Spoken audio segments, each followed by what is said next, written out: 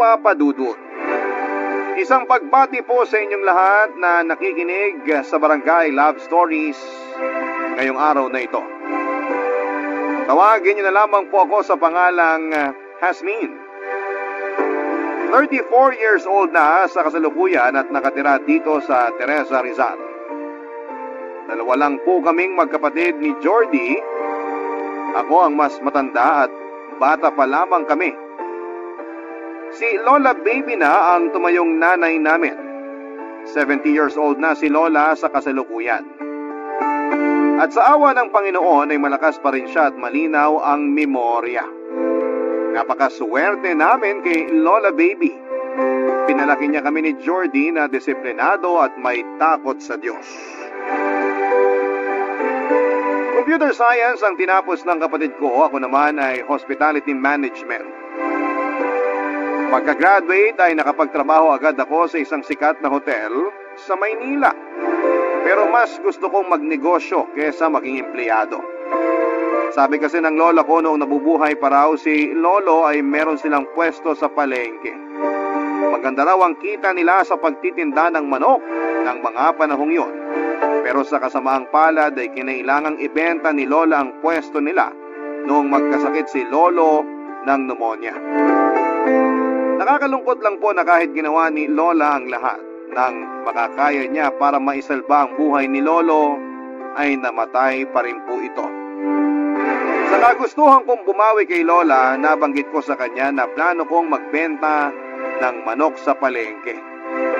Hindi niya napigilang mapaluha sa sobrang tuwa. Very supportive ang lola ko matapos kong mag-resign sa trabaho. Sinamahan, inalalayan at pinayuhan niya ako sa mga ano ang dapat kong gawin para makakuha ng pwesto. Nang simulan ko yung negosyo ay hindi na ako kumuha ng tindera kasi gusto ni Lola na sumama sa pagtitinda. Laking pasasalamat ko sa Panginoon dahil hindi ako nagkamali na magnegosyo na lamang.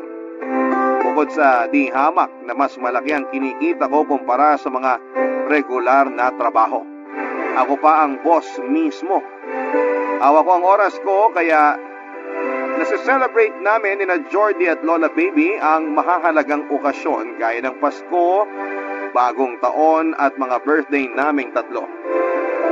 Papadudot sa edad na 34 ay wala pa po akong asawa at wala ding kinakasama. May mga nanliligaw naman po sa akin. Bukod po sa maganda naman daw ako at may sariling negosyo. Wife material daw po ako, sabi ng mga kaibigan at mga kamag-anak ko. Kaso ay may malalim na dahilan kung bakit takot akong makipagrelasyon, Papadudot.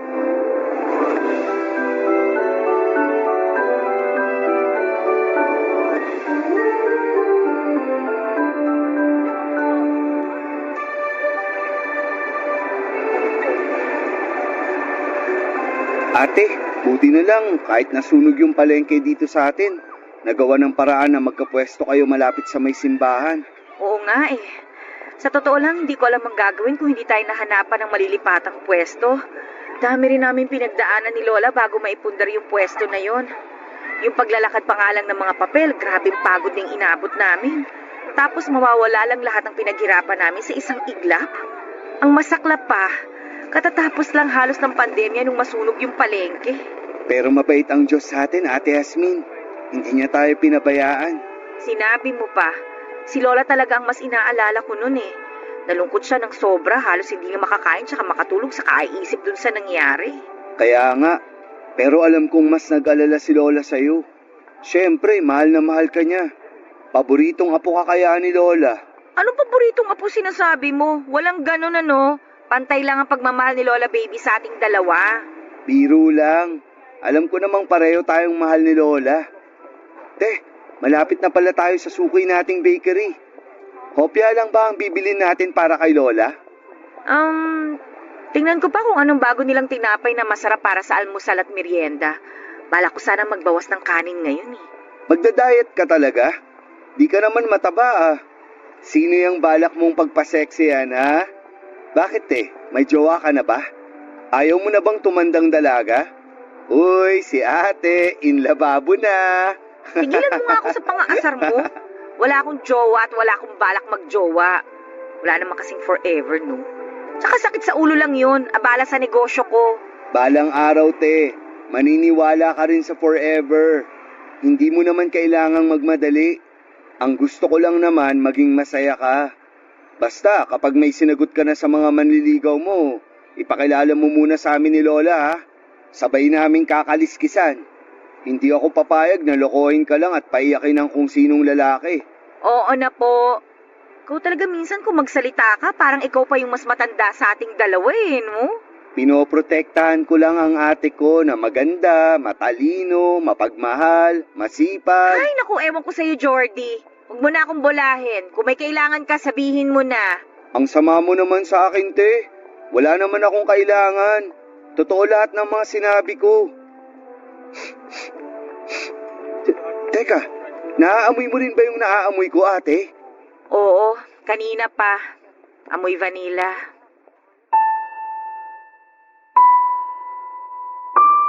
Napatigil kami ni Jordy sa paglalakad pagkaamoy sa mabango at matamis na vanilla papadudot. May nagtitinda pala ng palamig malapit sa bakery kung saan kami madalas bumili. Hindi ko na napigilan ang aking emosyon habang nakatingin sa tindera ng palamig. Pero hindi siya ang nakikita ko noong mga oras na yon kundi si Mama. Dahil sa nakita kong yon ay para kong bumalik sa nakaraan. Sa panahon ng aking pagkabata. Masaya po ang childhood ko, papadudot. Marami akong naging kaibigan dahil malambing at mabait daw ako. Marahil ay dahil yon sa ipinakitang halimbawa ng parents namin. Napaka-sweet kasi nila Mama at Papa noon sa isa't isa. Consistent honor student po ako mula elementary hanggang high school. Sabi ni Lola na mana ko raw yung pagiging matalino ko kay Mama. Sayang nga lang daw dahil maaga siyang nag-asawa. Napakabata pa ni Mama nang ipinanganak niya ako. 18 pa lamang siya noon at 20 anyos naman si Papa. Dahil napakabata pa ng parents ko nang magpakasal sila ay napilitang maging mature at responsable agad si Mama. Matibay po siya, laban kung laban. Kayod kung kayod. Ginawa niyang lahat ng diskarte para makatulong kay Papa lalo na noong 2 na ang anak nila. Iniiwan kami ni Mama noon kay Lola para makapaglako siya ng banana Q, maruya, lumpia at iba pang mga merienda. Tandang-tanda ko pa noon. Sobrang aga niyang gumigising para i-ready ang mga ititinda niya. Tuwing umaga, nagigising ako sa amoy ng vanilla kapag nagtitimpla siya ng palamig. Gustong gusto ko yung amoy na yon, pati rin amoy ng pulburon. Yon ang amoy ng kabataan ko. Pinagbenta rin kasi ako ni Mama ng pulburon sa school namin noong grade 2 ako. Kaya lang ay hindi yun nagtagal dahil nalugi siya. Lagi kasing kulang yung inuuwi kong pera at nalula lang siguro ako sa dami ng bariyang hawak ko roon. Kahit sino naman sigurong bata na pinagbenta ng kung ano-ano ay malilito matapos dumugi ng mga kaklaseng gutom at sabik sa matamis na merienda. Lalo't hindi pa naman ako ganong kagaling mag-multitask ng mga panahong yon, papadudot.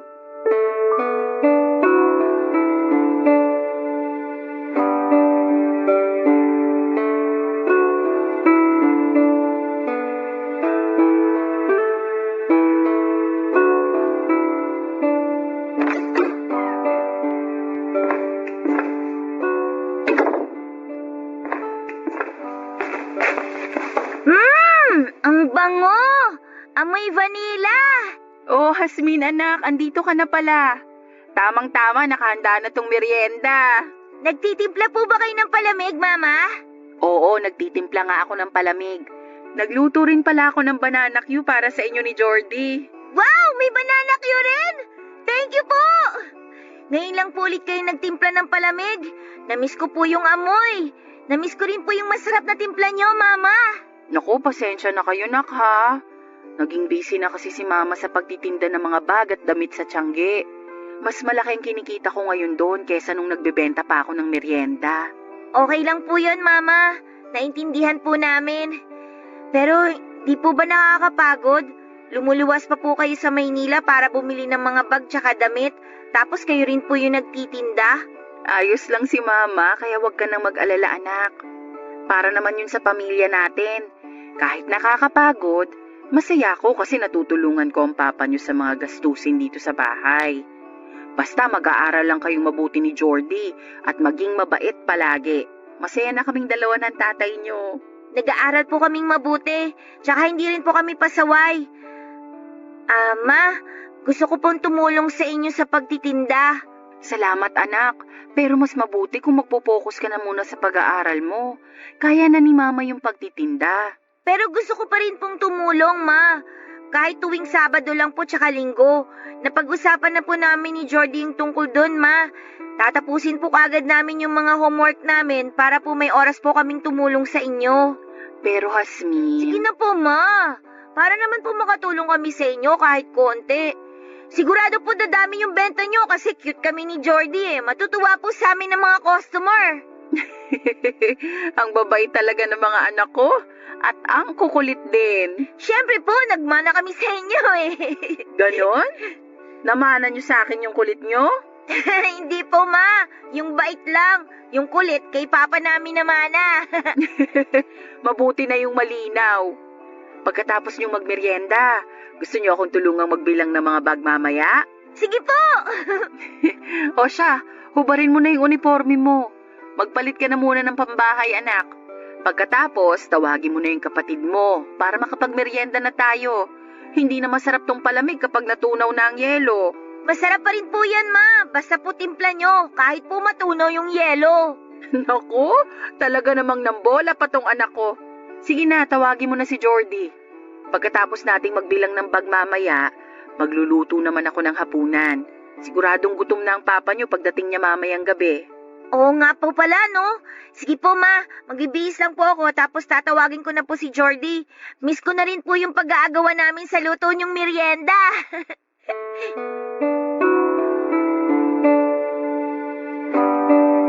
Isa sa mga paborito kong bonding namin ni na Mama Jordy noon ay yung sabay-sabay naming pagmemeryenda, Papa Dudut.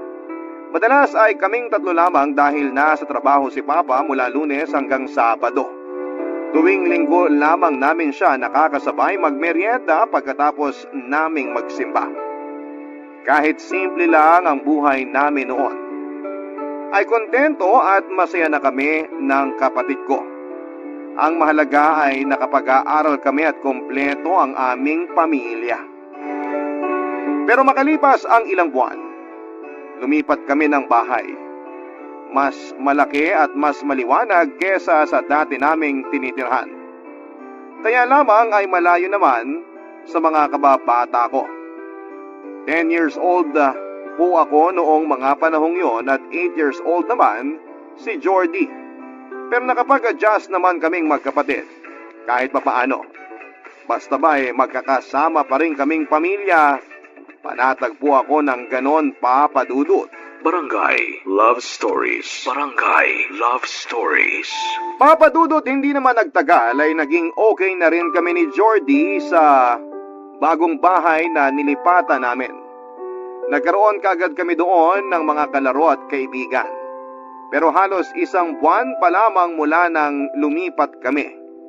Lumipat naman ng trabaho si Papa. Maganda yung bago niyang trabaho, mas malaki po ang sweldo. Kaya lang ang naging problema ay nasa city yung pinapasokang hotel ni Papa at may kalayuan yon sa tinitirhan namin. Laging pagod sa pag-commute si Papa. Kaya noong sumunod na buwan ay lumipat ulit kami sa mismong city para hindi na mahirapan si Papa sa biyahe. Nakakapagod yung sunod-sunod na paglipat na yon para sa amin ang kapatid ko. Wala pa akong 11 years old pero 2 beses na kaming lumipat ng bahay. Lagi akong umiiyak noon kasi nami-miss ko yung mga kaibigan ko. Bagong bahay, bagong eskwelahan, bagong mga mukha. Kaya tuwing may nagtatanong sa akin noon kung anong pangarap ko, iisa lang ang palaging sagot ko. Ang magkaroon kami ng sariling bahay. Hindi importante kung maliit yon o malaki, basta sarili namin yon at magiging masaya kami doon ni na Mama, Papa at Jordy. Pero ang maganda po sa huling nilipatan namin, malapit lamang yon kina Lola. Isang sakay lang ng jeep. Nandun na kaagad kami sa bahay nila. Masaya kami ni Jordy kasi halos linggo-linggo na naming nadadalaw ang aming Lola baby, Papa Dudut.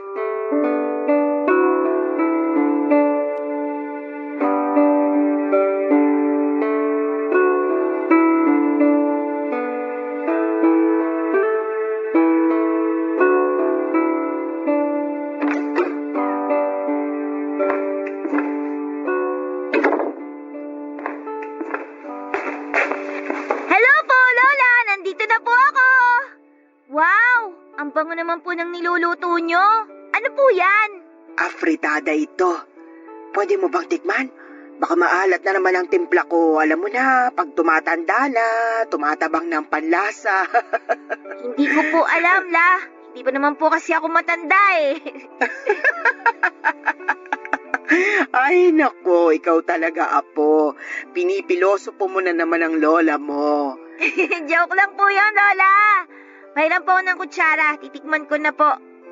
Ako na nga hawak nitong kutsara para sa'yo. Eto, tikman mo nga kung maalat ang luto ni Lola. Hindi po maalat, La. Tamang-tama lang po yung timpla nyo. Lola, thank you po ah. Bakit ka nagte-thank you, apo? Para saan? Kasi po, lagi nyo kaming pinagluluto ng masarap. Naku, wala yon. Ang totoo, natutuwa akong ipagluto kayo. Wala naman kasi akong ibang pinagluluto dito dahil matagal nang patay ang lolo nyo.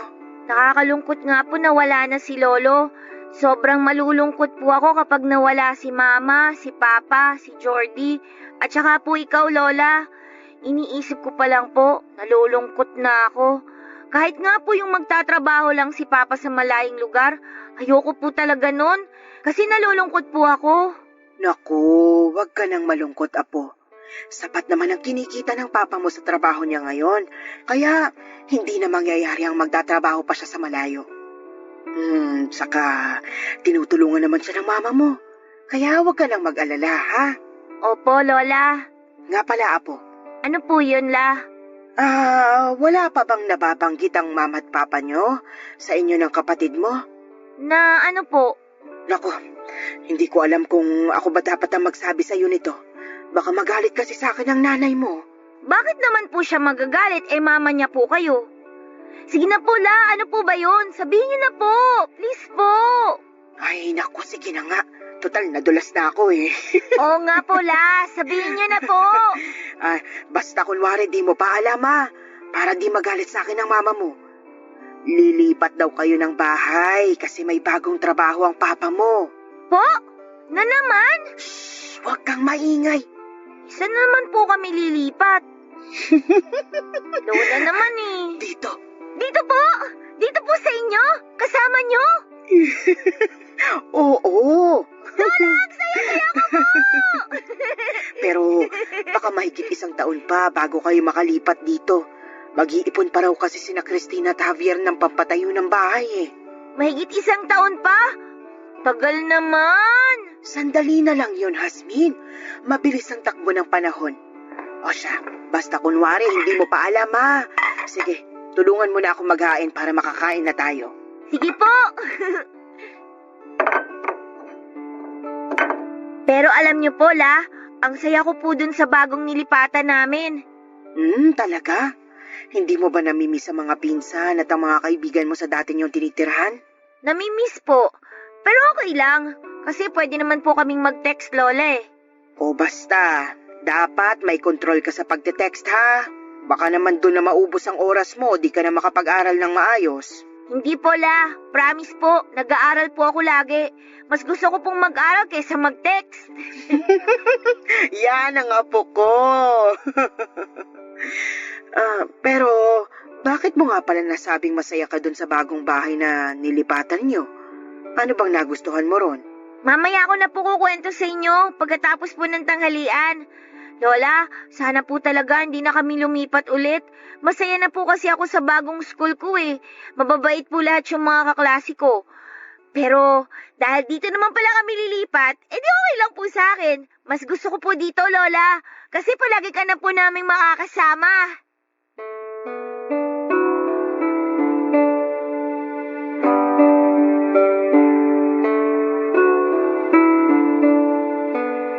Nagpagawa ng maliit na bahay ang mga magulang ko kadikit ng bungalow ni Lola. Ilang buwan lang ang nakalipas, Papa Dudut. Para tuloy naging duplex yung dalawang magkadikit na bahay at mas maliit lang yung sa amin. Dahil pangarap kong magkaroon kami ng sariling bahay, okay na yon sa akin ng mga panahong yon. At least, hindi na kami nangungupahan. Excited kami ni Jordy noon na simulan ang bagong buhay namin sa bahay na yon ni Lola.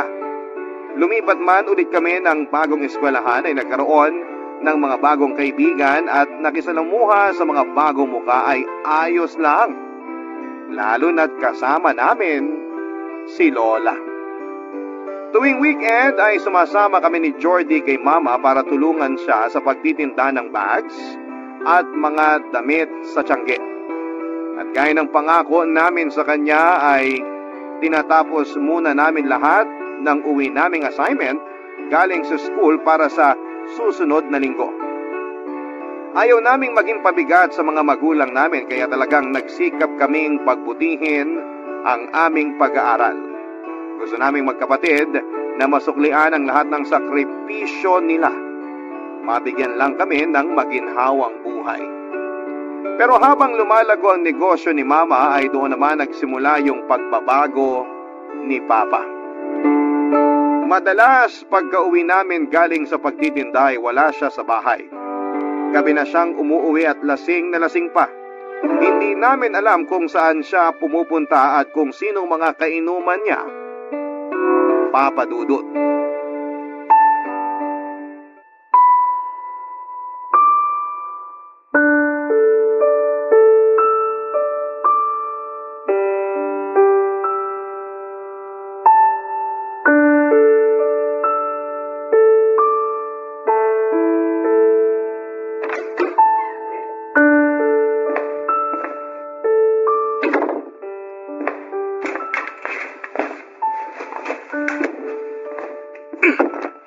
Javier, sana hindi mo hinagis yung bag mo.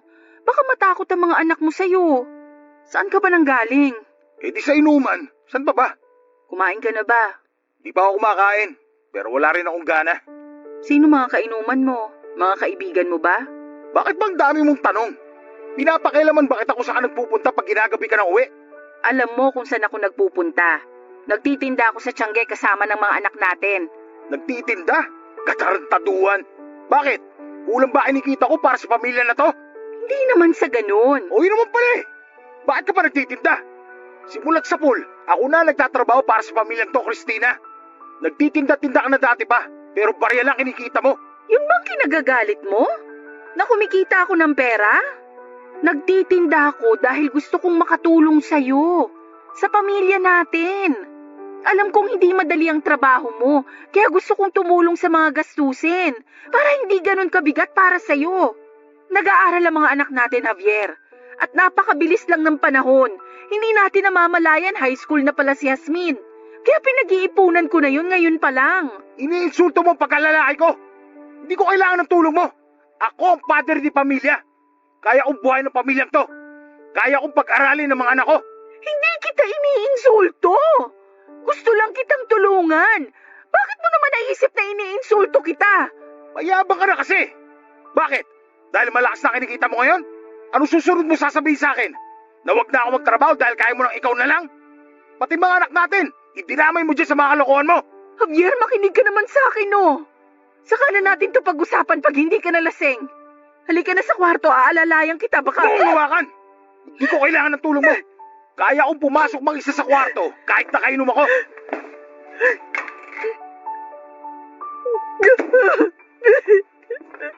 Mama? Jasmine, anong ginagawa mo dito, anak?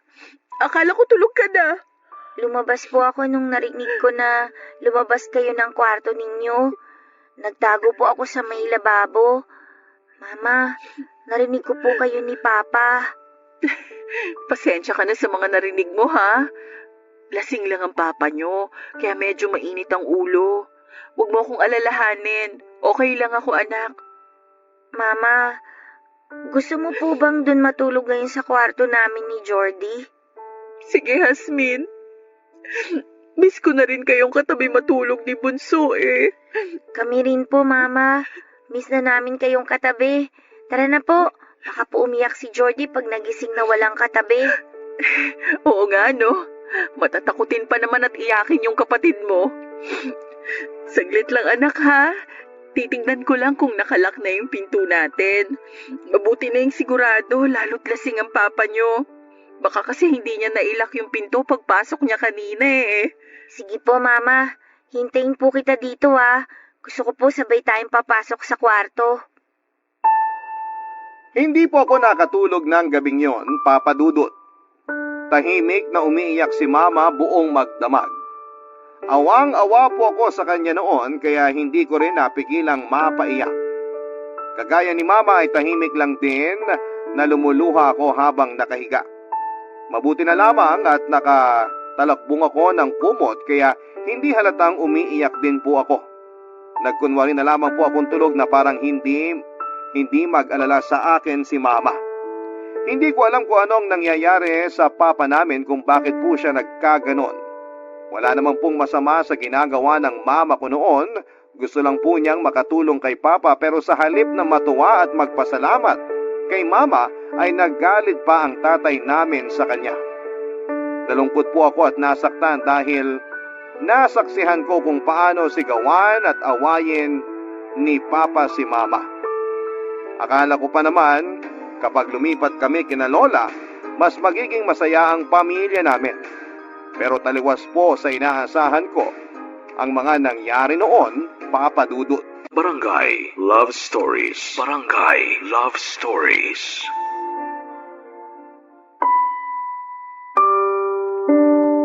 Papa Dudut, sa paglipas ng mga araw ay wala nang ginawa ang mga magulang ko kundi ang mag-away. Lagi pa rin naglalasing si Papa at gabi-gabi na ring umiiyak si Mama. Hanggang sa unti-unting napalitan ng katahimikan ang mga sigawan. Napagod na siguro sila na mag-away kaya mas pinili nilang huwag na lamang mag-usap.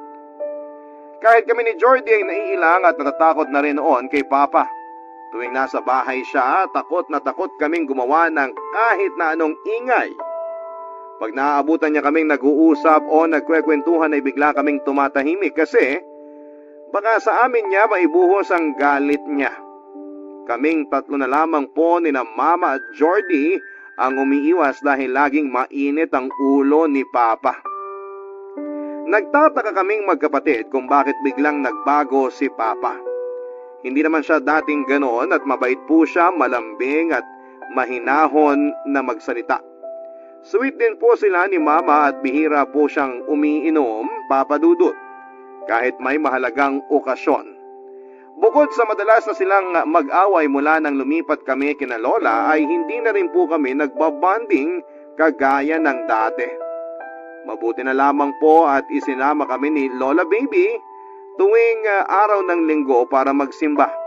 Hirap na po ako noon, Papa Dudut. At alam kong hirap na rin po sina Mama at Jordy. Naninigip ang dibdib ko tuwing maiisip ang pwedeng mangyari sa pamilya namin. Na itatanong ko noon sa Diyos kung dapat ba akong magpasalamat na napalitan ng katahimikan yung pagsisigawan ng mga magulang ko o dapat bang mas mag-alala ko. Naramdaman ko na wala naman sigurong mas malalang mangyayari. Pagdating ng araw, mag-uusap ulit sina Mama at Papa. Hindi po ako nawala ng pag-asa, Papa Dudut, na magiging masayang muli kami gaya ng dati. Hanggang isang araw.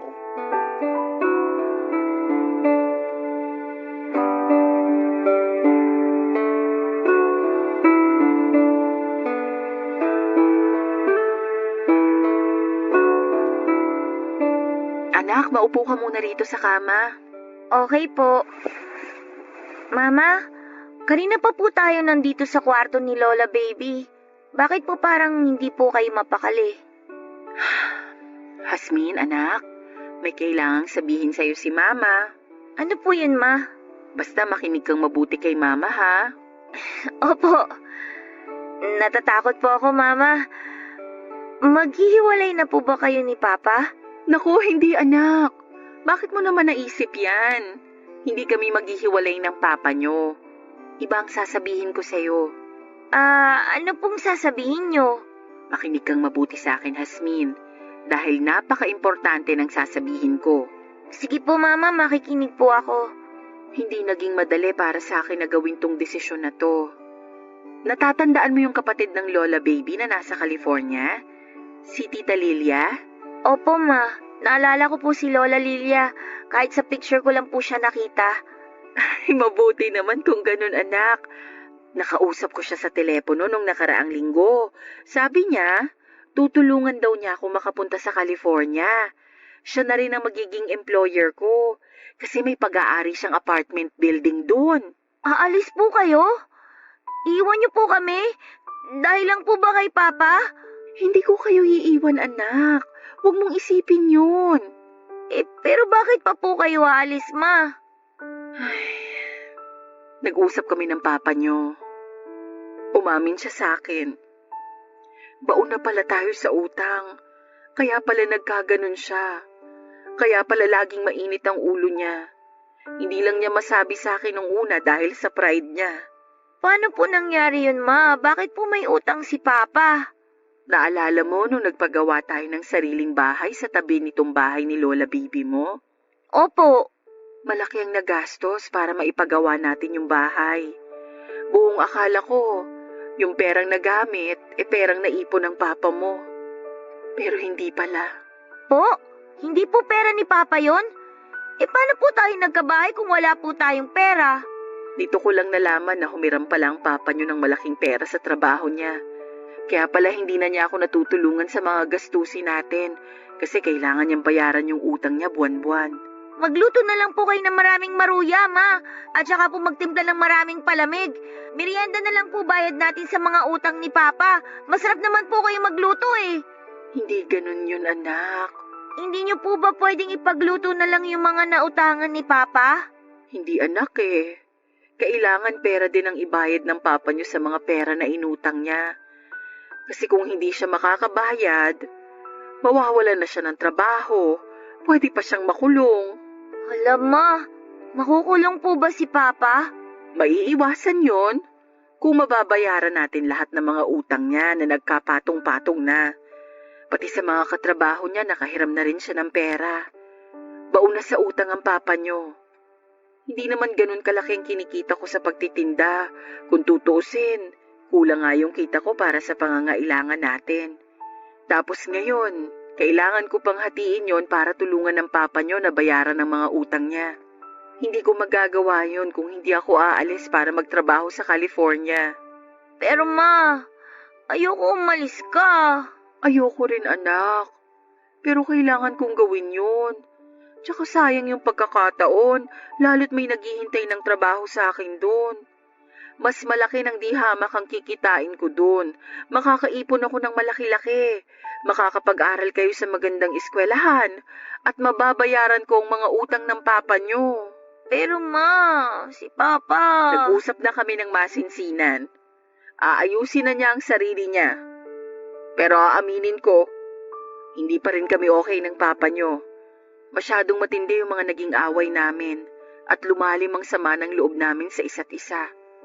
Pero nangako siya sa akin na hindi niya kayo pababayaan habang wala ako dito.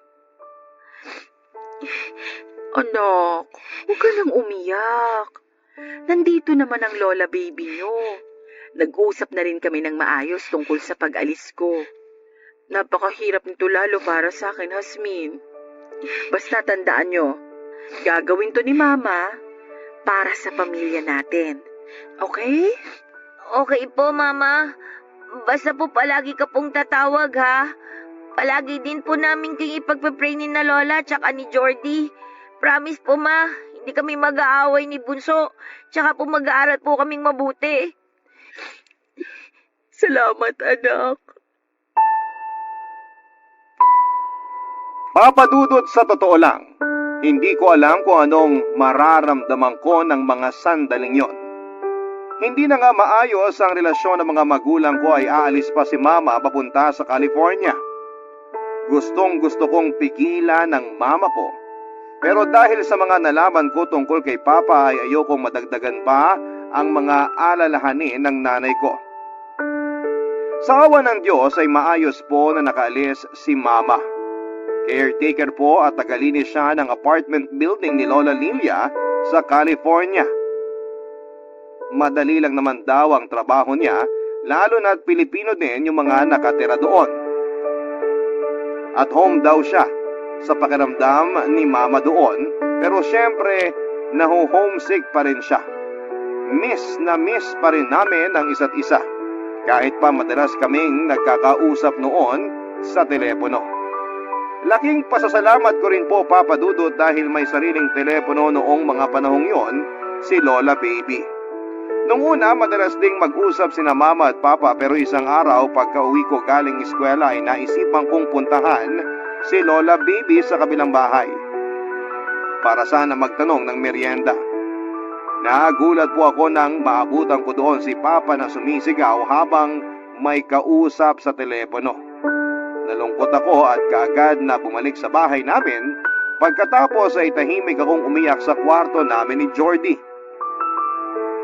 Ang buong akala ko ay maayos na ulit ang samahan ng mga magulang namin, pero hindi pala, Papa Dudut. Nag-aaway na naman sila.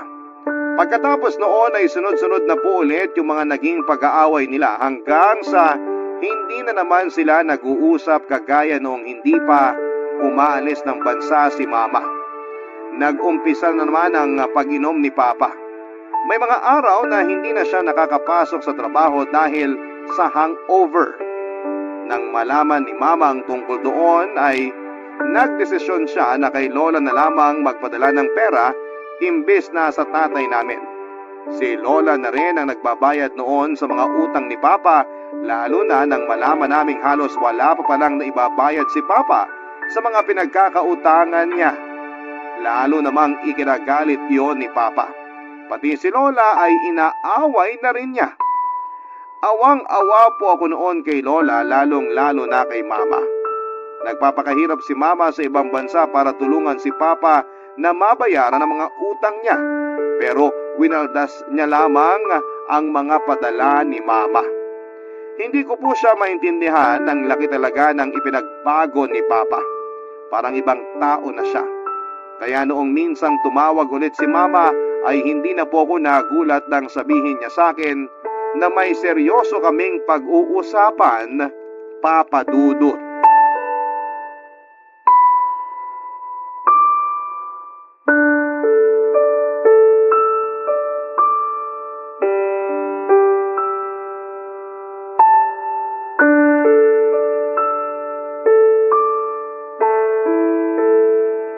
Anak, makinig kang mabuti sa sasabihin ko.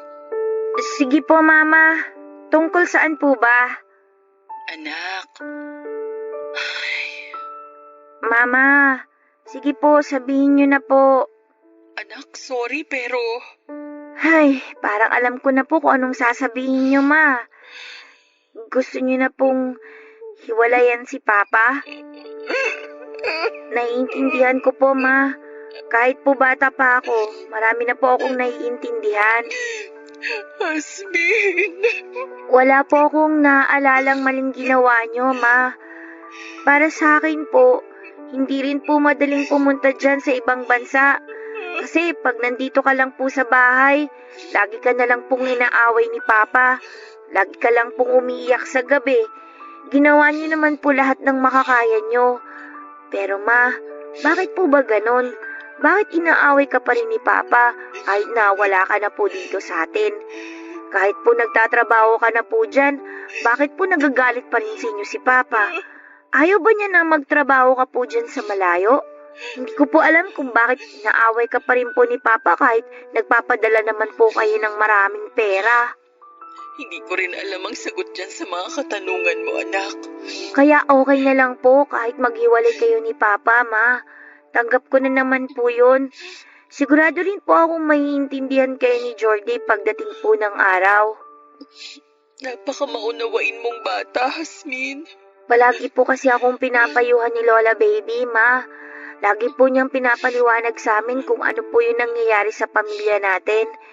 Hindi po nagkulang si Lola na paalalahanan kami ni Jordy. Kaya, tana po kayo, Ma. Huwag na po kayong umiyak. Huwag na po kayong malungkot dyan, Ma. Kasi kami naman po ni na Lola ang bahala kay Jordy. Salamat, anak. May hihilingin sana ako sa'yo. May nakita ako sa internet na magaling na family lawyer malapit dyan sa atin. Pwede mo bang sabihin mamaya sa lola mo pagdating niya galing sa palengke na puntahan yung taong yon? Baka kasi hindi ako agad makatawag ulit dyan mamaya. Opo, Ma. Sasabihin ko po kay Lola Baby yung bilin niyo po pagdating niya. Mama, mahal na mahal ko po kayo. Hasmin, anak. Pasensya ka na, ha? Napakabata mo pa. Hindi kita dapat binibigyan ng ganito kabigat na responsibilidad. Hayaan mo. Makakabawi rin si Mama sa lahat ng pagkukulang ko sa inyo ni Bunso. Mahal na mahal ko rin kayong mga anak ko. Lahat ng ginagawa ko para lang sa inyo. Palagi akong mag-iingat dito. Kayo rin, ha? Mag-iingat kayo dyan palagi. Makinig at sumunod lang kayo sa lola nyo, ha? Opo, Mama.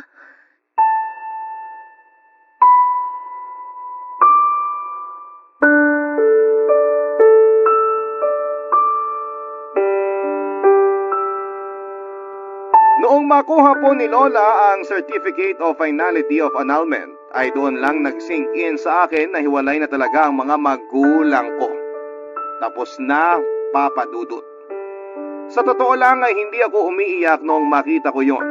Hindi ko po alam kung naging manhid na ba ako o kung ano.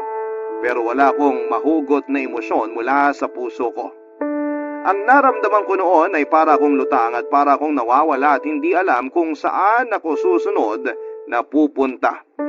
Mabuti na lamang po talaga dahil palaging nasa tabi namin ni Jordy si Lola Baby para alagaan kami at gabayan. Sa patnubay ni Lola ay tumuloy ang buhay. Papa Dudut, 24 na taon na ang lumipas. Pero sariwa pa rin ang lahat sa akin, sa aking alaala yung mga naganap. Nung araw na yon, kung kailan kami bibili ni Jordy ng tinapay sa bakery, ay hindi ko napigilan ang emosyon ko habang ginugunita ko ang masaya at mapait na kabataan namin. Na-trigger yon noong amoy ng vanilla na isinali noong ale sa lalagyan habang nagtitimpla ng palamig. Kasabay ng mga alaala ay bumalik din yung naramdaman kong sakit at pangungulila sa mga panahong masaya at buo pang pamilya namin. Bumalik sa akin yung mga alaala ko sa lahat ng mga bahay na tinirhan namin ng isang bagsakan. Biglang humampas sa akin na parang malakas na alon yon. At muli ko ring naalala yung pangarap ko noong bata pa ako na magkaroon ng pamilya at sariling bahay. Natupad po yun dahil sa pagsisikap ni Mama. Kaya nga lang ay hindi na buo ang pamilya namin, pero alam nyo, Papa Dudut, thankful na rin po ako na nakalaya si Mama sa toxic na relasyon nila noon ni Papa. Ayaw man niyang ipakita sa amin ni Jordy ay alam kong hirap na hirap siya emotionally sa mga nangyayari sa kanila ni Papa ng mga panahong hindi pa sila naghihiwalay. Pero kahit naman po nagsimula na kami ng bagong buhay na wala si Papa, hindi pa rin namin siya pinabayaan. Kahit nahiwalay na sila ni Mama ay lagi pa rin kaming dumadalaw ni Jordy sa kanya at sa bago niyang pamilya. Tatay pa rin namin siya sa kabila ng mga naging pagkukulang niya noon sa amin. Nagpasya si Mama na dito na kami magpatayo ng bagong bahay sa Teresa kasama si Lola.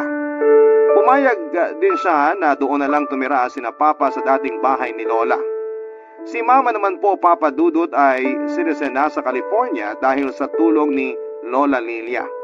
Hindi na siya nag-asawa ulit at ibinuhos na lamang ang atensyon at oras niya sa aming tatlo nina Jordy at Lola. Sobrang laki po ng respeto at paghanga naming magkapatid sa aming ina. Kung may negatibong naidulot man sa akin ang nangyari sa pamilya namin, na hanggang ngayon ay dala-dala ko pa rin, yun po ay yung takot kong pumasok sa isang relasyon. Na-trauma po ako sa naging hiwalayan ng parents namin. Okay na ako na meron akong naipundar na mga negosyo, Papa Dudut.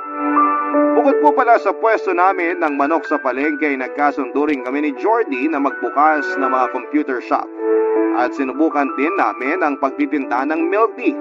Balak niyang mag-resign na sa trabaho niya para makapag-focus na sa pagmamanage ng mga negosyo namin. Hindi masamang maghangad ng komportableng buhay, ngunit kung makakamit natin yon sa maling paraan, laging may ganti ang kapalaran, Papa Dudut.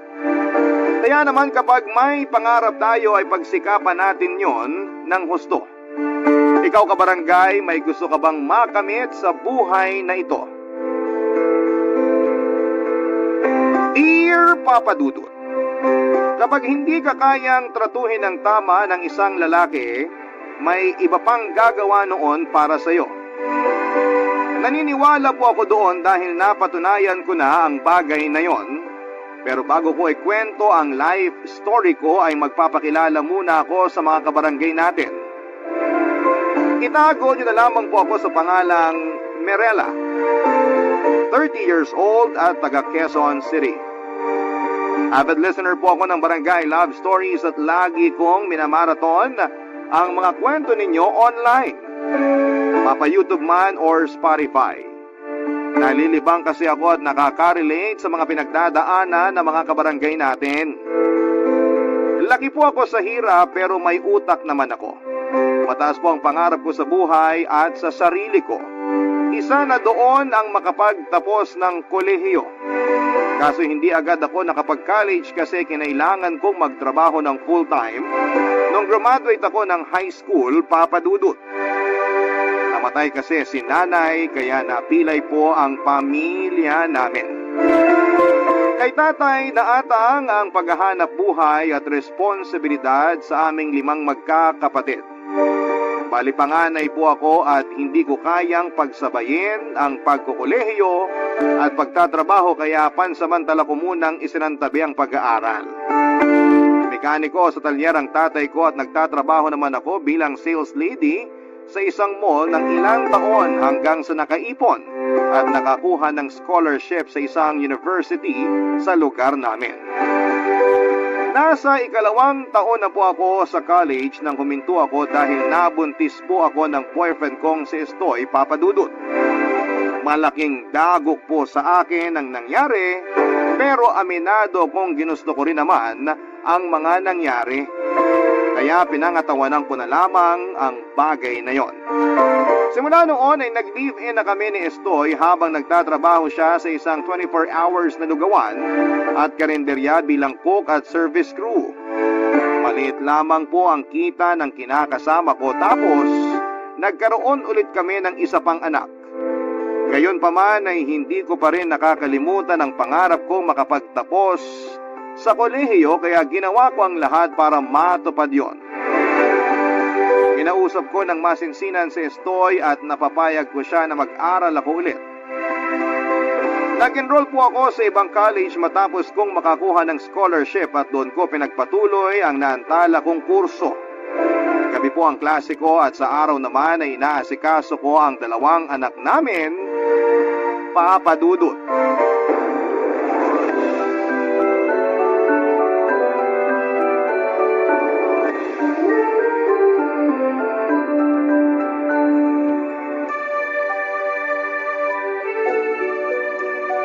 Mirela, napapansin ko, napapadalas na yung pag-absent mo sa klase ko. Oo nga po, Sir Alfonso. Pasensya na po kayo.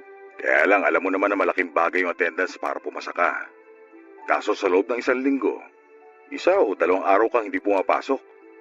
Pag pinagpatuloy mo yun, maapektuhan na talaga ng gusto ang grades mo, lalo na sa subject ko.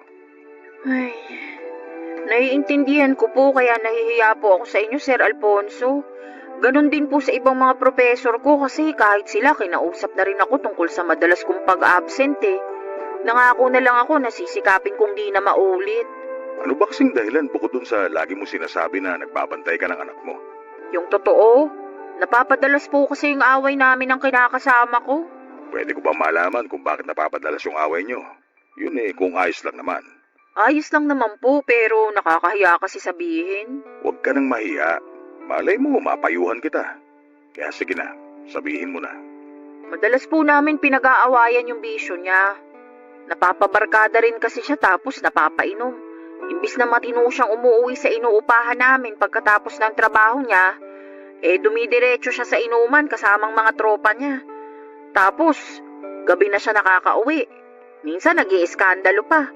Yun bang sigaw pa siya ng sigaw at gagawa ng eksena kaya nakakahiya po sa mga kapitbahay. Pag ganun pong nangyayari, hindi ko maiwan yung mga anak namin. Kasi wala naman pong mag-aalaga. Sinubukan mo na ba siyang kausapin tungkol sa bagay na yan? Naku, kung usap lang maraming beses na po Sir Alfonso. Kaso para siyang ewan. Pasok sa kanang tenga, labas sa kaliwa. Walang pinagkatandaan kaya lagi kaming nag-aaway. Daig pa po yung mga anak namin sa pagiging pasaway at matigas ang ulo. Medyo mahirap nga kapag ganyan yung kasama mo sa buhay. Yung taong inaasahan mo makakatulong sa'yo, pero tumadagdag pa siya sa mga iniisip mo. Sabi mo nga, pasaway at matigas ang ulo. Kaya nga, sir Kaya ayun, hindi ako nakakapasok. Alam naman niya na importante sa akin na makapagtapos ng kolehiyo. Tagal ko na rin po kasing nahinto, tapos ngayon nabigyan ako ng panibagong pagkakataon. Ayoko na pong sayangin yun. Tama naman yan. Alam mo, matalino ka. Isa ka sa mga estudyante na hinahangaan ko sa klase ko, Mirela. Kaya sana matapos mo yung pag-aaral mo, kasi malaking bagay yun. Mas lalawak yung oportunidad mo, lalo na sa kursong kinuha mo. Kaya nga, Sir Alfonso, nagsisikap ako kahit medyo huli na akong nakatungtong ulit ng kolehiyo. Paanong huli na? Yun bang matanda na ako? 23 na ako, Sir Alfonso. Yung mga kaedad ko, nakapagtapos na sila, nagsisimula ng mag-job hunting. Ano naman kung nakapagtapos na sila? Nahihiya po kasi ako, saka naiinggit. Makakapagtapos ka rin. Hindi mo kailangang mainggit sa kanila kasi darating ka rin dun. Kaya nga magsikap ka. Pumasok ka lagi para hindi maapektuhan yung grades mo. Kasi sayang naman kung babagsak ka dahil lang sa absences mo. Sinasabi ko to hindi lang bilang instructor mo, kundi bilang kaibigan na rin. Talaga po? Oo naman. Kaya huwag kang mahihiyang lumapit sa akin para humingi ng payo. Kasi papayuhan kita sa abot na makakaya ko. Naku, nakaka-touch naman po kayo. Kaya naman pala maraming estudyanteng nagsasabi na mabait kayo, Sir Alfonso Salamat po. Walang anuman. Ganito lang talaga ako kasi naging estudyante rin naman ako at naiintindihan ko yung pinagdaraanan nyo.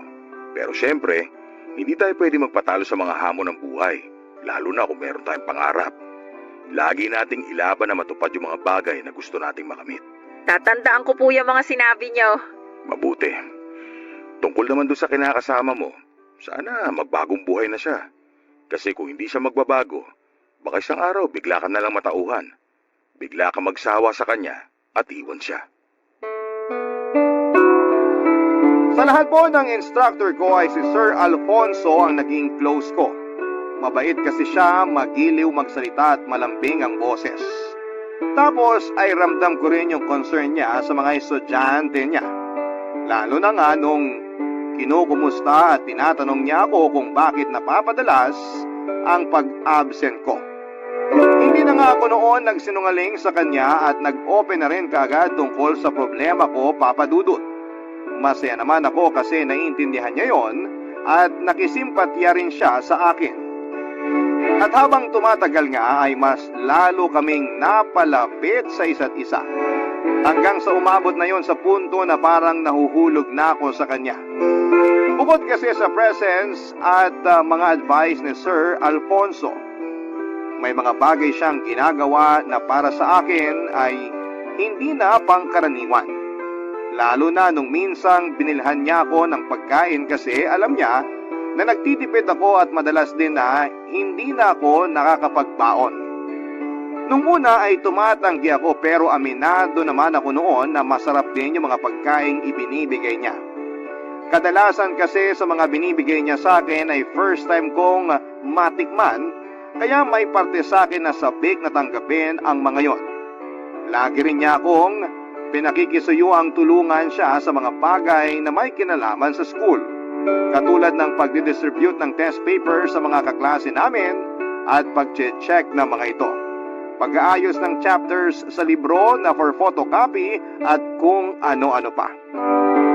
Sinubukan ko pong hindi bigyan ng kulay ang ginagawa ni Sir Alfonso, pero isang beses ay mayroon siyang inamin sa akin.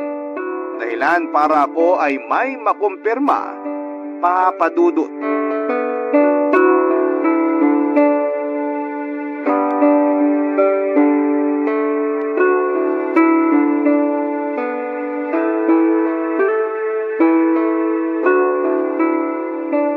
Salamat sa pagpapaiwan mo, Mirela. Dahil sa tulong mo, mabilis nating natapos yung pag-check ng test papers at pagre-record ng scores nyo.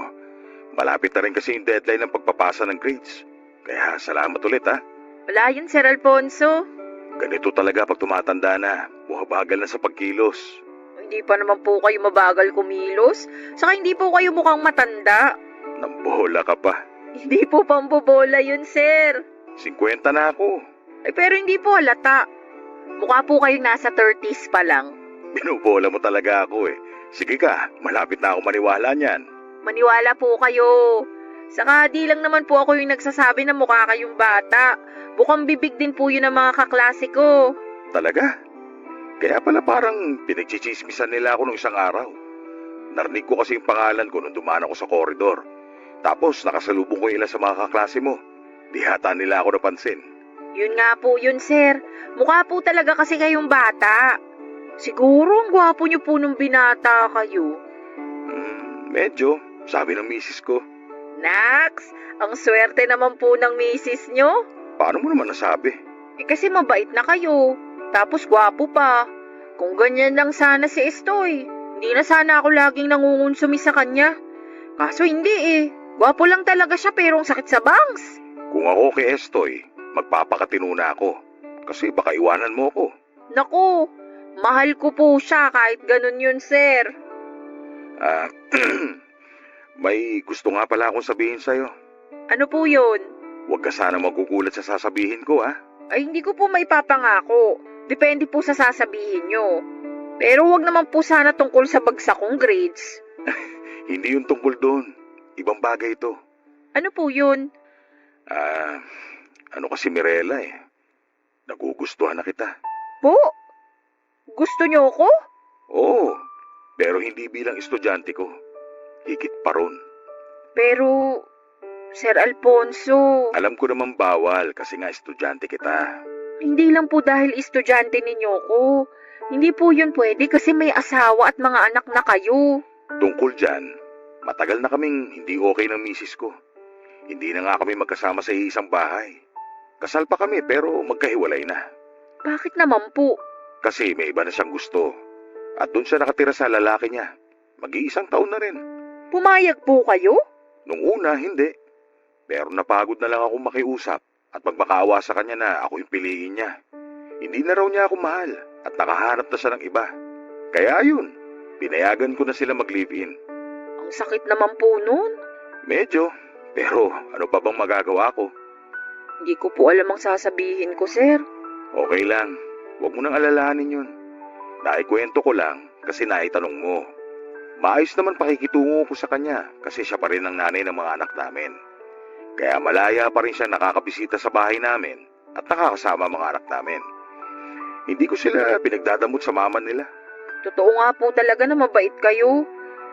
Pero tungkol po dun sa inamin nyo, Sir, alam nyo naman pamilyado na rin ako, hindi ba? May kinakasama na ako at may 2 na akong anak. Oo, alam ko pero nakikita ko nawawalan ka na ng gana sa kinakasama mo. Puro problema lang naman binibigay niya sa'yo, hindi ba? Pero mahal ko po si Estoy. Mahal mo nga ba o pinagtsatsaga mo lang siya makasama? Oh, kita mo na. Sir Alfonso naman. Magkaiba yung mahal mo sa pinagtsatsagaan mo lang. Kung gusto mo, sa akin ka na lang. Kilala mo naman ako. Kung ako pipiliin mo, wala ka nang aalalahanin pa. Hindi ko po inaasahan yung confession ni Sir Alfonso Papadudut. Pero hindi naman ako noon nag-isip ng masama dahil kahit ako ay unti-unti na rin nahuhulog sa kanya. Ang kaso ay komplikado dahil pamilyado na siyang tao. Kasal pa rin sila ng asawa niya kahit hiwalay na at may mga anak na siya na halos kaidaran ko pa. Kaya inisip ko na baka nabibigla lamang siya sa mga sinasabi niya dahil nga may problema sila ng misis niya. Pero mukhang seryoso po talaga siya sa nararamdaman niya para sa akin. Gusto ko po sanang maniwala sa sinasabi niya na wala na akong dapat alalahanin. Pero hindi pa rin ako mapanatag ng mga panahong yon dahil meron na akong kinakasama at may mga anak na rin. Kaya naman sinantabi ko muna yung nararamdaman ko para kay Sir Alfonso at nagpa siyang ipagpatuloy na lamang ang casual naming student-professor relationship. Pero siya pa rin talaga yung palagi kong nakakausap at nahihinga ng payo kapag nagkakalabuan kami ni Estoy. Siyang nagko-comfort sa akin at nagpapasalamat ako sa Diyos dahil lagi naman siyang nandun para sa akin, Papa Dudut. Pansamantala kong nakakalimutan ang bigat na mga pinagdadaanan namin sa buhay ng kinakasama ko. Noong ko naisip na sana ay si Sir Alfonso na lamang ang una kong nakilala at hindi si Estoy, na wala namang ginawa kundi ang bigyan ako ng sakit ng ulo ng mga panahong yon na kami ay nagsasamang dalawa, Papa Dudut. Buti na lang at nandyan si Sir Alfonso, Papa Dudut. Barangay Love Stories. Barangay Love Stories. Mabait naman po si Estoy lalo na ng mga unang taon ng pagsasama namin bilang magkasintahan. Hanggang sa magsama na nga kami, Papa Dudut. Yon ang dahilan kaya nagustuhan ko siya at aminado ako na mahal ko siya, Papa Dudut. Pero nagbago siya. Noong nagkaanak na kami at doon na rin lumabas ang tunay niyang ugali. Sabi ng mga matatanda, malalaman mo raw yung totoong kulay ng isang tao kapag nagsama na kayo sa isang bubong. Napakakalad po sa bahay ni Estoy. Kung anong linis ko sa bahay ay siya namang duminya at burara, Papa Dudut. Kaya nga minsan ay hindi ko na mapigilang magbunganga dahil kahit pagod na ako sa pag-aasikaso, sa mga anak namin ay hindi man lang niya ako tinutulungan. Lagi niyang dinadahilan na pagod siya sa trabaho, kaya mas gusto na lamang niyang magpahinga, Papa Dudut. Bukod pa doon ay kulang din siya sa diskarte. Kontento na lamang siya sa kinikita niya. Marami siyang pangarap pero hanggang doon na lamang yon. Bahala na raw kung matupad o hindi ang mga pangarap niya. Basta ang mahalaga ay nangangarap siya. Kaya nga nagpursige ako makapag-aral at ginustong makapagtapos para may marating naman ako sa buhay ko. Kung pareho kami ng mindset ay pareho din kaming hindi makakausad. Sa paglipas ng mga araw, unti-unti po noong nababawasan ang pagmamahal ko kay Estoy at napupunta yon kay Sir Alfonso, Papa Dudut.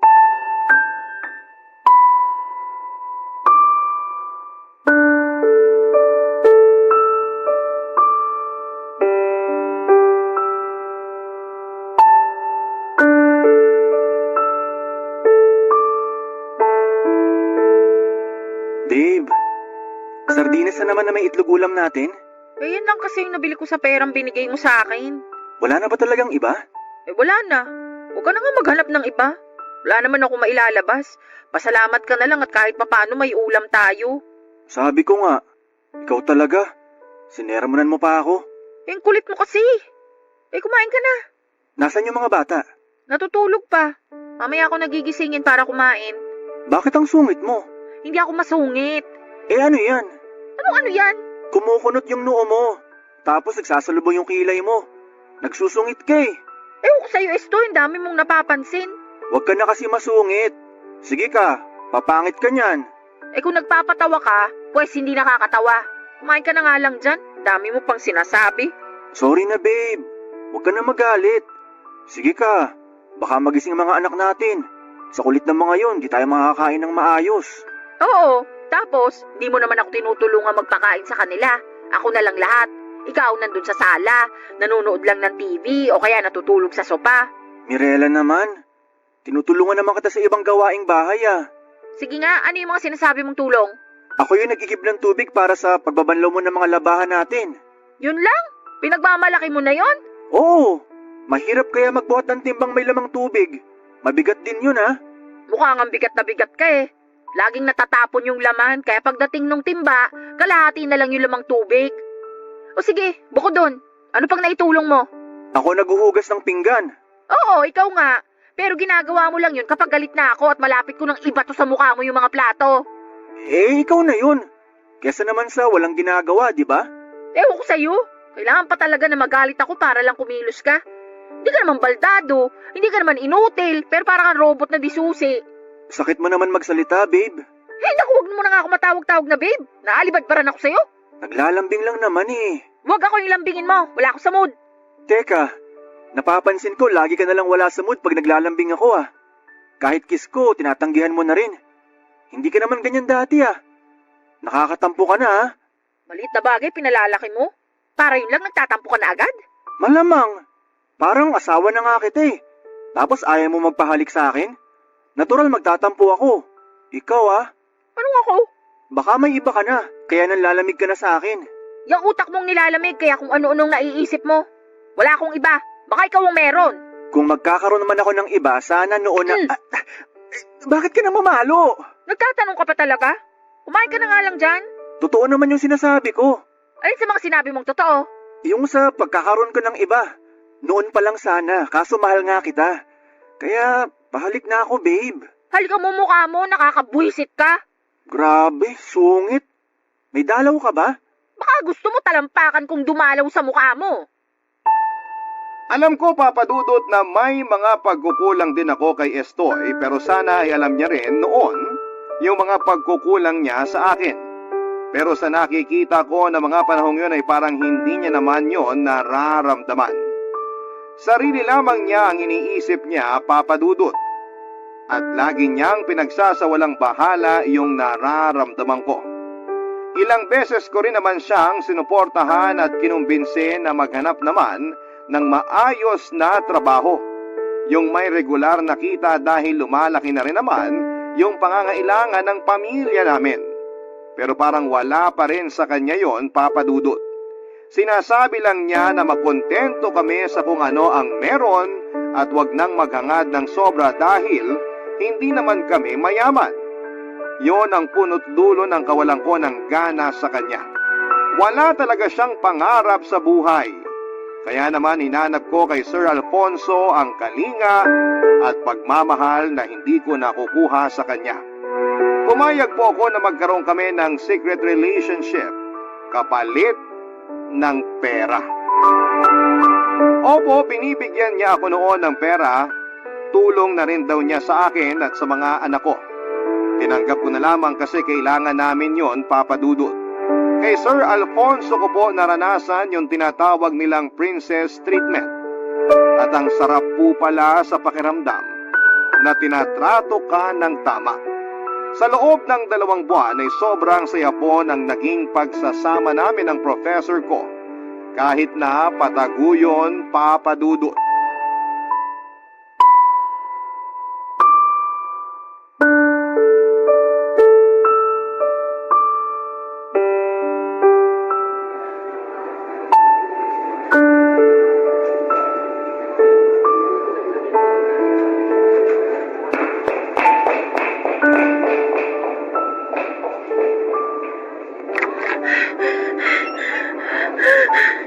Sir Alfonso, Mirela, anong ginagawa mo rito? busy po ba kayo? Hindi naman. Bakit?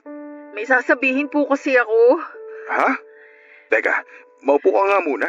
Mukhang importante yan ah. Ganun nga po, sir. Ano ba yung sasabihin mo? Kasi po, hindi pa po kasi ako dinadatnan ngayong buwan kaya medyo nag-aalala na ako.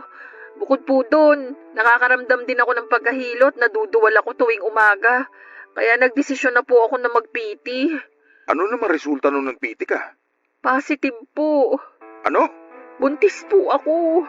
Anak niyo po tong pinagbubuntis ko. Teka. Inulit mo ba yung PT? Baka kasi akala mo buntis ka pero hindi naman pala. Inulit ko na po. 2 beses ako nag-PT pero ganun pa rin ang resulta. Positive pa rin po. Buntis po ako. Ay, nalinti ka na. Ano pong ibig niyong sabihin? Hindi ka pwedeng mabuntis. Kasi pag nalaman niya na misis ko, baka... Baka ano po? Teka, ano naman pong pakialam ng misis niyo rito hiwalay na kayo? ano kasi, may kailangan din akong sabihin sa'yo. Ha? Ano yan? Bakit matapos kong sabihin na buntis ako, may sasabihin ka rin? Huwag kang sumigaw. Baka may makarinig sa'yo. Oh, huwag kang umiyak. Pasensya ka na talaga. Bakit ba kasi kayo nagagalit sa akin? Hindi ko naman yung sinasadya. Nagulat lang ako doon sa sinabi mo. Sabi mo hindi ako pwedeng mabuntis kasi baka malaman ng misis mo. Bakit? Ano po bang mangyayari kapag nalaman niya? Nagkabalikan na kami, Mirela. Pasensya ka na kasi hindi ko nasabi sa'yo kaagad. Kailan pa po? Magdadalawang linggo pa lang naman. Kaya pala lagi kayong may kausap sa cellphone nyo tapos lagi kayong nakangiti. Yun naman pala okay na kayo ng misis nyo. Asawa ko pa rin siya. Nanay pa rin siya ng mga anak ko. Pero paano ako? At yung magiging anak natin? Sa totoo lang, hindi ko alam. Hindi ko alam kung paano na to ngayon. Ayoko nang masira ulit kami ng asawa ko. Mahal ko siya. Di ako makapaniwala na mahal mo siya ulit ng ganun lang. Eh ano ko? Para usan? Hindi naman sa ganon. Ganun na rin yun. Kunwari pa kayo ginawa nyo lang akong kabit. Minahal kita pero hindi kita kayang panagutan. Pati na yung bata yung pinagbubuntis mo. Kaya sana maintindihan mo. Hindi ko po kayo maiintindihan. At kahit ano pang gawin yung paliwanag, hindi ko maiintindihan yung panloloko nyo sa akin. Ginawa nyo akong tanga. Sa una pa lang naman, alam naman natin na komplikado yung relasyon na meron tayo. Kaya sana hindi ka na umasa na lalalim yun ng gusto. Hindi naman sana ako aasa kung hindi nyo sinabing mahal nyo ako eh. Mahal pa rin naman kita pero mas mahal ko yung asawa ko. Sana maintindihan mo yun. Pero paano na yung magiging anak natin? Alam niyong lagot ako kay Estoy pag nalaman niya na buntis ako ng ibang lalaki.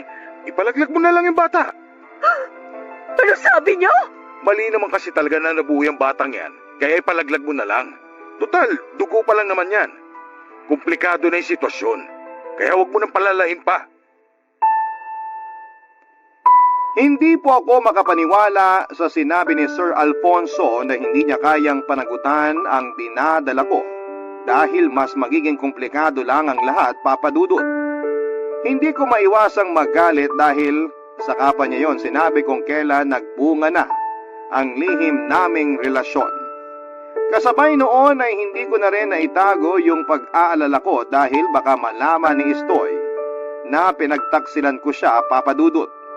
Natakot ako sa pwede niyang gawin sa akin o sa mga anak ko. Ayoko pong may mangyaring masama sa amin. Doon ko naisip na ipapahamak lamang ako ng batang nasa sinapupunan ko. Kung hindi kasi siya nabuo, hindi magiging magulo ang lahat. Naisip ko rin na hindi pa ako handang magkaanak ulit sa pangatlong pagkakataon dahil mas lalo noong mahahadlangan ang mga pangarap ko na makapagtapos ng pag-aaral at umasenso sa buhay. Kaya naman kahit na masakit, Papa Dudut, ay pumasok na sa isipan ko noon na ipalaglag na lamang ang bata. Tulad ng sinabi ni Sir Alfonso. Alam kong mali at malaking kasalanan ang naisip kong gawin, Papa Dudut. Pero nilamon na ako ng matinding takot ng mga panahong yon. Barangay Love Stories. Barangay Love Stories. Desidido na sana ako noon na ipalaglag ang batang dinadala ko. Pero biglang nagbago ang desisyon kong yon nang mapadaan ako sa may simbahan. Sakto pa na may misa na mga oras na yon, Papa Dudut. Pumasok ako at nakipag-usap sa Diyos para humingi ng tawad sa malaking kasalanan na naisip kong gawin. Sakto na nagbimisa kaya pumasok ako at doon po ako humingi ng tawad sa Diyos dahil sa mga naisip ko. Nagdasal po ako at sinabi ko sa kanya na hindi ko na pagpaplanuhang sakta ng bata na nasa sinapupunan ko, Papa Dudut. Parang natauhan ako pagkatapos ng misa kaya nagpasya ako na ipagpatuloy na lamang ang pagbubuntis. Nagawa ko pa namang itago yon sa lahat dahil hindi pa naman kalakihan ng tiyan ko. Iniwasan ko na rin si Sir Alfonso matapos ang sinabi niya sa akin nung huling beses kaming magkausap. Dismayado ako sa kanya dahil sa inasal niya. Naniwala ako na siya yung pinakaunang poprotekta sa akin at sa magiging anak namin, pero hindi niya yon nagawa, Papa Dudut. Naduwag siya. Malakas lang ang loob niya na gumawa ng kalokohan pero hindi naman pala niya kayang panagutan. At kahit na ano pang dahilan niya ay wala na akong pakialam pa. Hindi naman ako humiling ng kasal sa kanya. Ang gusto ko lang ay sustentuhan niya kami ng anak ko. Mahal ko siya pero alam kong imposible ang relasyon namin lalo na't komplikado ito. Kapag nalaman pa ng mismong eskwelahan yung namamagitan sa amin ay may posibilidad na matanggalan siya ng lisensya na makapagturo. Dahil sa mga aksyon ko ay nag-alala rin po si Sir Alfonso. Kaya kinulit niya akong makipagkita sa kanya para makipag-usap, Papa Dudut.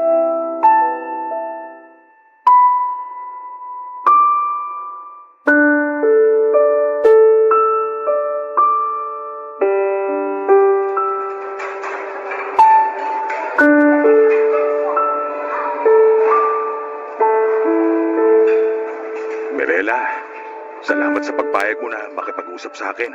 Eh, ang kulit nyo kasi. Akala ko ba tapos na tayo? Ano ka mo? Pwede ba, Sir Alfonso? Huwag na kayong magtanga-tangahan dyan. Di ba ang sabi nyo nagkaayos na kayo ng misis nyo? At sinabi nyo rin na mas mahal nyo siya kaysa sa amin ng baby ko. Ibig sabihin nun, tapos na tayo. Doon na kayo sa pamilya nyo. Huwag ka naman ganyan, oh. Anong wag akong ganyang pinagsasabi ninyo? Huwag mo naman ako ipagtabo yan. Ano pong gusto nyong gawin ko? Yakapin kita at makipagharutan sa inyo? Oo, yakapin mo ako. Kasi mahal pa rin naman kita. Ang kapal din naman ng mukha nyo, no? Makapal na kung makapal. Pero nagsasabi lang ako ng totoo. Nakalimutan nyo na ba yung sinabi nyo sa akin? Sabi nyo, mali na nagkaanak tayo at wag na rin akong umasa na lalalim pa yung relasyon natin. Tapos sasabihin nyo sa akin ngayon na wag ko na kayong ipagtabuyan kasi mahal nyo pa rin ako? Ayusin nyo na muna yung pag-iisip nyo. Nahahalata tuloy yung edad nyo. Nabigla lang naman ako nung sinabi ko yun sa'yo. Na-realize ko na hindi ko pala kayang mawala ka sa akin. Pero yung anak natin, kaya nyong mawala. Sa inyo pa nga mismo nang galing na ipalaglag ko siya, di ba? Patawarin mo sana ako. Sa Diyos kayo humingi ng tawad, wag sa akin. Buti na lang talaga, hindi ako kasing sama nyo. Kung hindi, baka nakagawa pa ako ng bagay na pagsisisihan ko rin sa huli. Ibig sabihin, hindi mo pinalaglag yung baby natin? Baby ko. Baby ko lang to kasi nga ayaw mo naman sa kanya, di ba? Ako pa rin ang tatay ng batang yan. Huwag mo naman ipagkait sa akin na maging ama ulit. Paano ko nga ibibigay yung karapatan na kilalanin kang ama ng batang to kung ginusto mo siyang mawala? Babawi ako. Susustentuhan ko ang anak natin. Ako nang bahala sa kanya. Sa inyo. Please, Mirela. Bigyan mo pa sana ako ng isa pang pagkakataon para patunayan yung nararamdaman ko sa'yo. Mahal ko kayo na magiging anak natin. Mahal ko rin naman po kayo pero natatakot ako. Kahit na ayoko nang ipalaglag tong baby natin, hindi ko pa rin alam kung paano ko sasabihin kay Esto yung tungkol dito. Sa ngayon kasi, kaya ko pang itago to kasi hindi pa naman halata yung tiyan ko. Pero paano pag lumaki na to? Isa lang yung paraan na naiisip ko. Makipaghiwalay ka kay Estoy. Tapos iuwi kita sa probinsya namin sa Javier Leyte. May matitiran kayo doon. Naayos ko na lahat. Doon na kayo tumira na magiging anak natin. Nasisiraan na ba kayo ng ulo? At talagang desidido na kayong gawin akong kabit? Hindi mo na rin namamahal si Estoy. Kaya bakit nakikisama ka pa sa kanya? Kasi may mga anak kami. Iwanan mo na rin sa kanya yung mga anak ninyo. Magsimula ka ulit. Magsimula tayo na magiging anak natin. Kaunting pagsasakripisyo lang naman yung gagawin mo. Tapos hindi mo na ulit mararanasan maghirap. Hindi ako mayaman, pero gagawin kong lahat para mabigyan kayo ng komportabling buhay. Sige na, Mirela. Pumayag ka na. Diba, mahal mo naman ako? Seryoso ba kayo sa gusto nyong ipagawa sa akin? Gusto nyong iwan ko ang mga anak namin ni Estoy? Magkakaanak na rin naman tayo eh. Siya na lang yung mahalin mo at alagaan. Hindi naman mahirap gawin yun. Demonyo ka? Hindi ko akalain na masasabi mo yan. Gusto mo talaga na iwan ko ang mga anak ko para sa'yo? Hoy, para sabihin ko sa'yo, wala akong balak na maging kabit habang buhay. Ayokong ikahiya ko ng mga anak ko. Matagal pa naman bago mangyari yun. Mapaghahandaan pa natin. Kaya pa naman natin itago ngayon eh. Hindi natin maitatago yung totoo. Kaya ngayon pa lang, tapusin na natin to para hindi na lumala yung gulo. Kung makikipag-iwalay ka sa akin, malalaman ni Estoy na nangaliwa ka.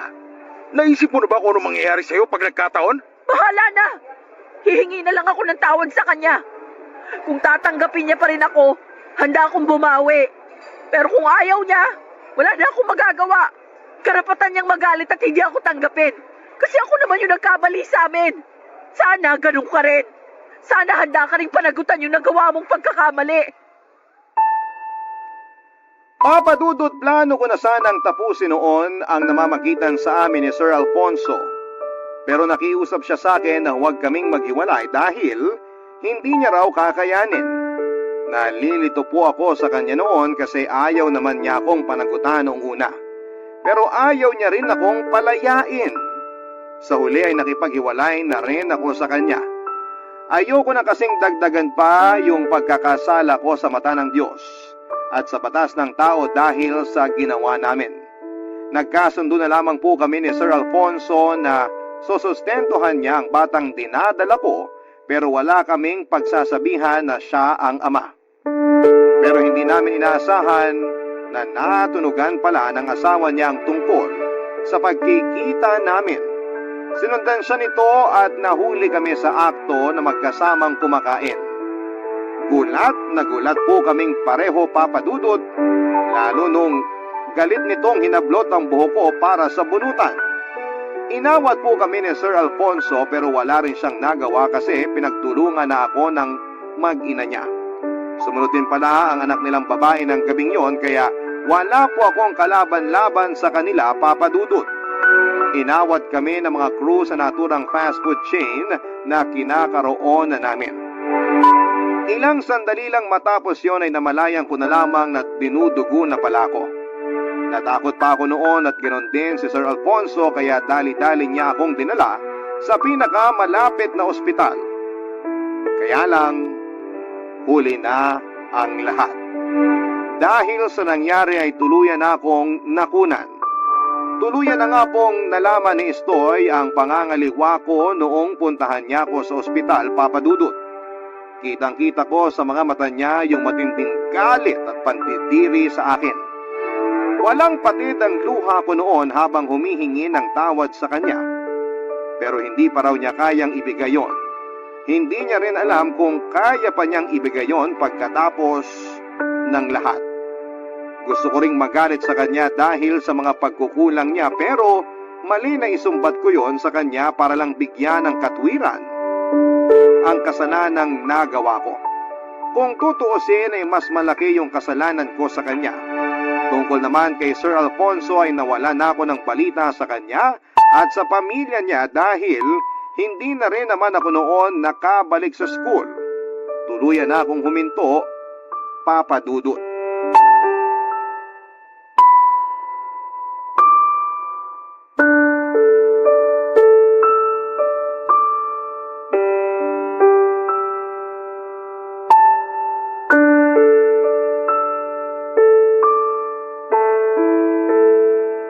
Estoy, tama na yung pag-inom mo. Lasing ka na eh. Baka mamaya maistorbo mo na naman ang mga kapitbahay natin. Matulog ka na dun sa kwarto. Huwag mo nga akong inuutusan.